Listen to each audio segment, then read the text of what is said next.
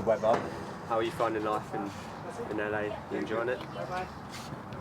Yeah, it was not the case 3 days ago in Denver. We faced difficult weather conditions, and so it was not really easy to enjoy a football game. But at least we got the result that we did, and we're going to manage the second leg hopefully in a better way. But yeah, the weather is amazing today. Even if we had a few problems early January with even better than me, but with the fire, with the wind, there was some rain as well. So, but it looks like everything is going back to normal right now, and we are all excited to start a new season as well. So yeah, it's we move on. Were you here for the fires? I arrive, yes. I arrive the day that there was a big fire on top of the hill of Encino. Obviously, it started a few days before at Pacific Palisade, and so yeah, the first 2 days, 3 days in LA for the preseason were a bit, we were all worried, about what happened. Also, there was a fire in Pasadena next door. It seems to have impacted the whole of Los Angeles. Yes, but at the end of the day, we can see a lot of solidarity from the city. All the LA people, ready to help, and but it will not replace, all the people that lost home and a lot of stuff, So, but hopefully there will be better days for them. And sport is a good way of putting. Yes. I'm not, it doesn't make everything better, but it can be a good distraction and cheer people up. Yes, it doesn't make the situation better, but at least you can entertain those people who love soccer, obviously,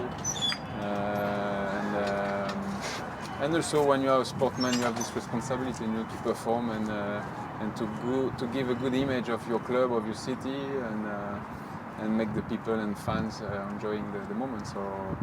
Yeah, so again, like I said, a new season is going to start, and we are all looking forward to it. Yeah. On the sport, how much of a lifestyle change is it playing in America compared to Europe and the Premier League? I take my job like I used to do, just outside. Football is a life with probably less pressure. There is more, it's more quiet. The soccer, like they call, or the football in Europe is bigger, and there is obviously more pressure from fans, media, doesn't mean that there is no pressure, especially when you are an athlete, you put pressure towards yourself, because you still want to perform, but it's been a really good experience so far, for me and my family, on and off the field. Every time that you face a new experience, you just try to discover, to open your mind, and but I'm really pleased, with the way my family and especially my children adapted to their new life, and so it makes me even better. Olivier was saying, long way from Europe, obviously, and struggles to keep up with the Premier League games. Do you manage to find a bit of time to watch what's still going on? To be honest with you, no. It's I obviously follow every league, or especially the Premier League or Spurs, but I find it really hard to watch on live, with the time difference. But it's also, probably what I was looking for, a new experience, discovering, another competition, another approach of my job, and like you said, like Olivier said, it's quite far, obviously, and you can feel it every day, when you have to contact your family or friends in Europe, but it's okay. I learned how to manage this situation. What do you make of how Spurs are getting on this year? I mean, it's been a Well, difficult run. yeah, it's really always hard, you know, because even if I don't belong anymore to the team or to the club, I have this history with Spurs, and you don't like to see ex-teammates or even the people that work at the club, or even you know, the board, the chairman. You want them to succeed, you know, and you want them to be in a better position. They face difficulties on and off the field because they got a lot of injuries that probably make the team a bit weaker, you know, with the repetition of games. But they are still alive. I mean, there's still the Europa League, you know, to compete for, and it's true that the gap for the Champions League places is too big, and but I have a chance, you know, with a run of good result to catch the other team in front of them and maybe qualify for European competition. I don't know. But for the owner of the club, I'm sure that, and for the pride, you know, of the fan and the club, and their pride for the players, you know, they will finish the season strongly. Do you think the Europa League success will then kind of make up for their Premier League struggles? Obviously, you were at Tottenham for so long that. Yeah, but by experience, you know, I believe that when you face difficulties in your domestic league, you know, I would say that competing in a different competition like the Europa League give you, you know, an extra boost and give you even more energy, you know, and because you are still alive in a competition that you can win, that you can compete for, and I'm sure that will become the main target for the players and for the club, you know. So there is a lot of really good team in that competition, and I don't know the draw. I don't know who's going to face. Alkmaar. Alkmaar, yeah. So, you know, I still believe they have a big chance, you know, to make this competition like a priority and to win it. But again, there is a lot of good teams involved, but they can make it. I think it's Alkmaar and then maybe Ajax, which would be quite nice. Yeah, it's a good memory. Yeah. It's a good souvenir. You mentioned the chairman a couple of times. Obviously, he's delivered the stadium, you know, taking the team to the point where you can have nights like Ajax and Champions League final. He's facing a lot of protests and upset at the moment. Do you feel he deserves that? Do you feel he's holding the club back at all? That's not the first time, obviously, but I always used to repeat, you know, Daniel has my support. I know from inside all the really good things that he did for the club. You know, he took the club at one level and he brought it to an amazing level. And today, Tottenham belongs to the best club in the world.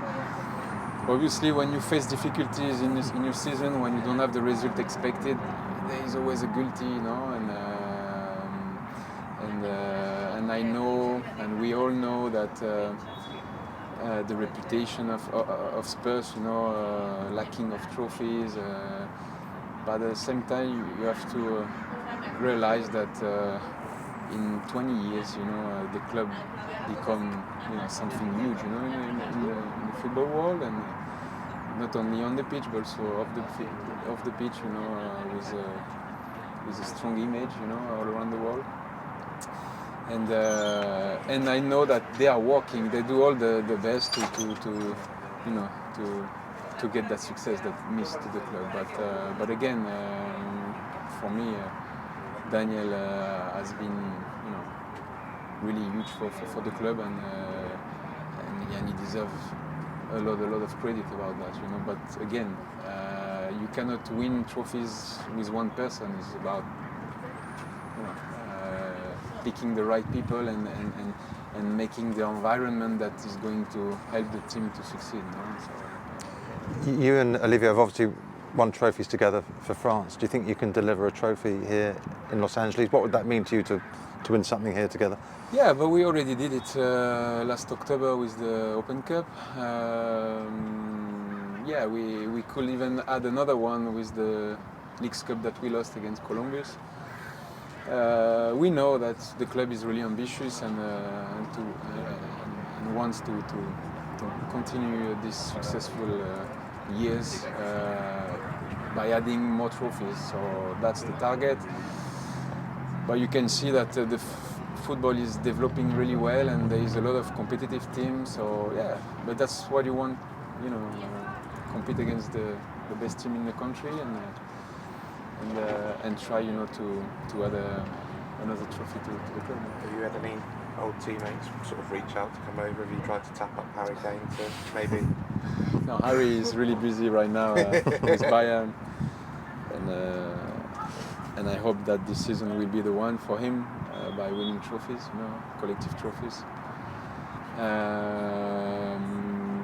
No, but obviously I'm still in touch with some of them, and I follow them. And then it's all about decision and about also moments in your career, you know, when you want for. You